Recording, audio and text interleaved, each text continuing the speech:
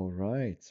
Today, I want to talk about something that keeps popping up in the dating space, especially in the red pill adjacent podcasts, debates, and whatnot.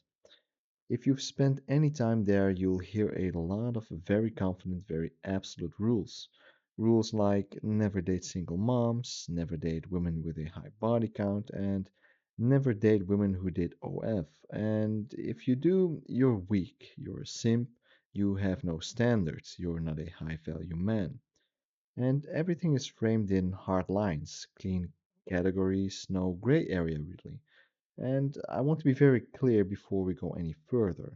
I'm not here to police anyone's personal life. I don't know what an individual creator does or doesn't do behind the scenes.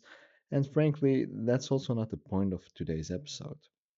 The point is this: these rules, these so called rules, quote unquote rules, only work in theory.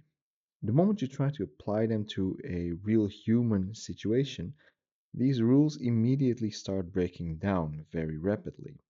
And today I want to explain why that happens, why these rules feel so convincing online, and why following them rigidly often leaves men more bitter and more isolated and more confused than when they started.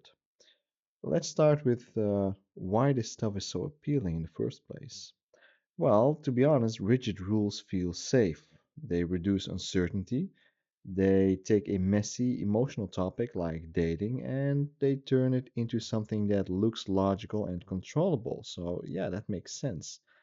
Instead of dealing with attraction, rejection, timing, and chemistry, for instance, you're given a checklist. Avoid these types of women, reject these situations, disqualify entire categories of people.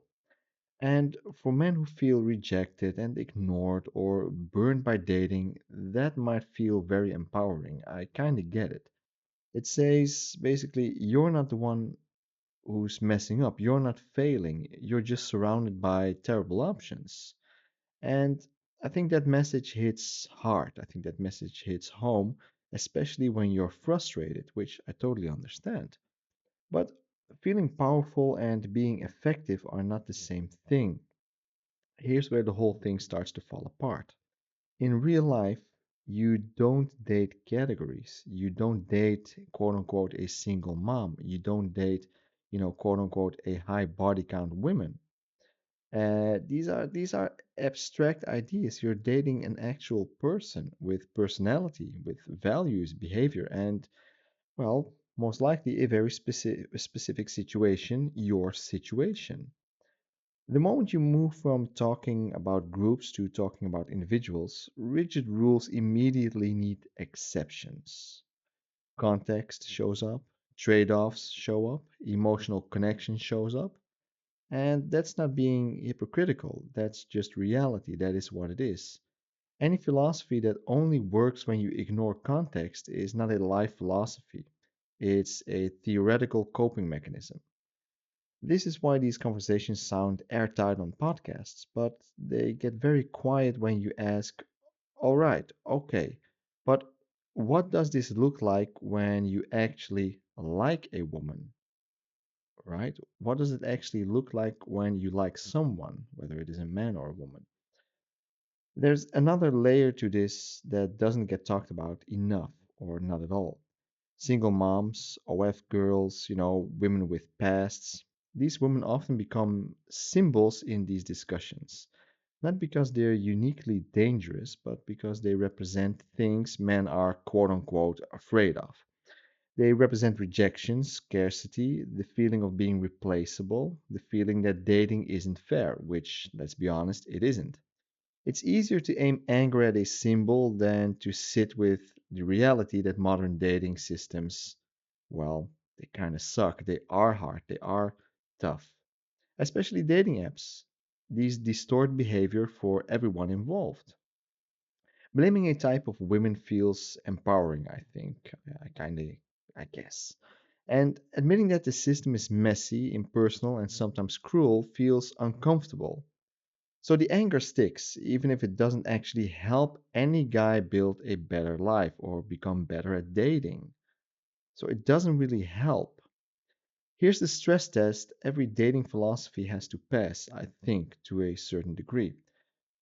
Not whether it sounds convincing or whether it sounds convincing online, but whether the philosophy still works and still holds up when a real human attachment enters the picture, when you are connected to a woman, a real human being. Because the moment you genuinely connect with someone, their past stops being an abstract talking point. Their life circumstances stop being statistics. You're no longer dealing with ideology, you're dealing with a person. And this is where rigid rules struggle. They don't tell you how to evaluate character, they don't teach discernment, they don't help you navigate, trade-offs, for instance. They just tell you to avoid the complexity altogether. And that's just way too easy. But adult relationships are complex by definition. That's the whole point of a relationship. They are complex. If your strategy for dating is to eliminate anything imperfect, what you're really doing is eliminating intimacy before it even starts. One of the most damaging ideas in this space is that if a man chooses a woman with complications, right, quote unquote complications, he must be desperate, he must be lacking self respect and whatnot. But that's simply not true. That's nonsense. There is a massive difference between having no options and making a conscious choice with open eyes. Strength is not avoidance, strength is discernment.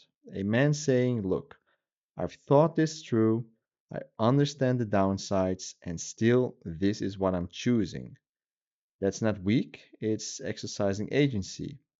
Sure, sometimes the downsides outweigh the upsides, and the chances of you running a relationship into the ground are well bigger than being in a very healthy relationship. Sure, nonetheless, they're choosing, and that is not weak, that is exercising agency, and it's all based on a specific situation of a person.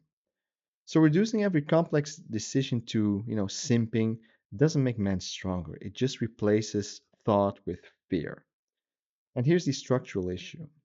Rage content is basically what it is, and rage content needs certainty, it needs villains, it needs repetition. Nuance doesn't go viral the same way. We know this, we all know this.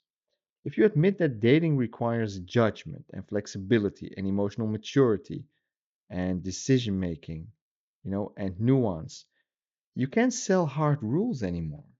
And hard rules are very easy to package, easy to repeat, and easy to monetize. So instead of teaching men how to evaluate people as individuals, women in this case, the content teaches them how to disqualify women in bulk. That's efficient for views, sure, but I think that's a terrible way to go about it in real life. So let me offer you something more grounded. You're allowed to have preferences. Of course, I'm not saying you should date OF girls or you should date single moms. I'm not saying that you should because I'm telling you. No, but if you want to, you should be allowed to and you can.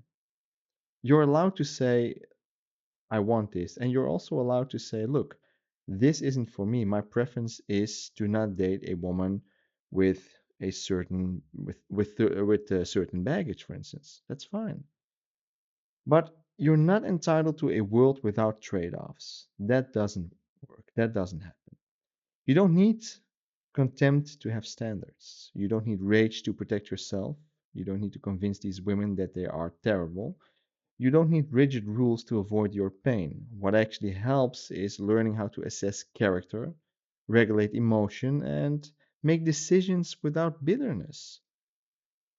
The men who build calm, functional lives, they aren't loud, they don't posture, they don't need ideology to justify their choices.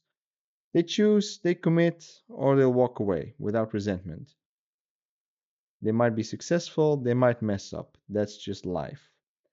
And these rules will not protect you from messing up. 100% I believe that that is the case. If you follow these so-called rigid rules, there's no guarantee that all of a sudden all your relationships and all your interactions with women will suddenly magically work and everything will be successful. That's just untrue. So, if a dating philosophy makes you angrier over time, which I think these types of, well, social media, YouTube type of videos and podcasts are doing, at least when I'm watching this, I'm thinking that's a load of nonsense. So, if it teaches you to be angry over time and to fear connection and, you know, to do all these things, then it really collapses the moment real life enters the picture. Then that's not wisdom. It's just a coping mechanism. It feels whiny, it feels bitter. So you don't need to, well, quote unquote, hate women. I'm not saying that. I don't want to go as far as that, but you don't need to be bitter towards women to protect yourself. You don't need absolutist rules to have standards. And you don't need internet rage to live a decent, grounded life and have meaningful, happy relationships. Calm men, they choose better. Grounded men adapt, and loud dating rules, I don't know. They always fall apart when reality shows up. That's my take on it. I hope this was useful, and I'll talk to you in the next one. Bye bye.